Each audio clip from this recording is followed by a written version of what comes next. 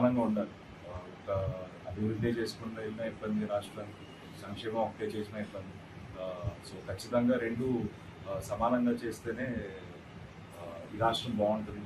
And చాలామంది అందరి జీవితాలు బాగుంటాయి. నెక్స్ట్ రాబోయే తరాల భవిష్యత్తు బాగుంటుంది.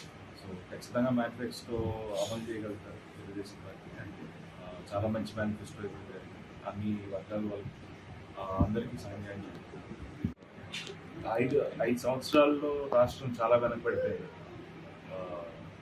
అది బేసిక్గా మనం అదే అంటున్నాను కదా, నేను ఇందాక మనం తెలంగాణతో పోటీ పడతాం. కొత్త రాష్ట్రం అయినా సరే, క్యాపిటల్ లేకపోయినా సరే, 2014 నుంచి 19. కానీ 19 తర్వాత ఈ రాష్ట్రం ఒక క్యాపిటల్ లేకుండా, అసలు ఏ కొత్త కంపెనీ రాకుండా, ఎన్నో కంపెనీలు ఉన్న కంపెనీలు కూడా తరలిపోయే పరిస్థితి. సో ఈ ప్రభుత్వంలో చాలామంది చాలా రకాల ఇబ్బందులు పడ్డారు. అతను మొదలెట్టిందే ఒక విధ్వంసంతో, ప్రజావేదికను కూల్చేయడంతో. తర్వాత ప్రతి ఒక్కరి జీవితంలో ఏదో ఒక విధంగా ఇబ్బంది పెట్టారు. లాస్ట్లో అయితే ల్యాండ్ టైటిలింగ్ అండ్ యాక్ట్ అని చెప్పి ఒకటి తీసుకొచ్చారు. దానివల్ల ప్రతి ఒక్కరు భయభ్రాంతులకు గురయ్యారు.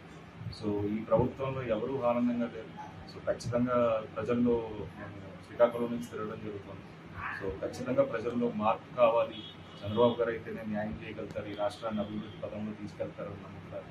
సో ఖచ్చితంగా చంద్రబాబు గారికి గెలిపిస్తారు. చాలా ఇంపార్టెంట్ ఈ సొసైటీ.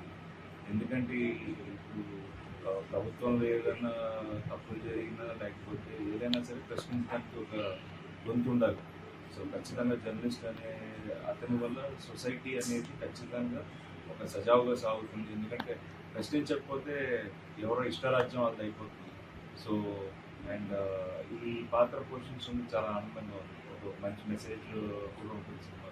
ఓట్ అనేది ఎంత ఇంపార్టెంట్, ఓట్ అనే దానివల్ల ఈ భవిష్యత్తు ఎలా మారుతుంది అనేది ఈ సినిమాలో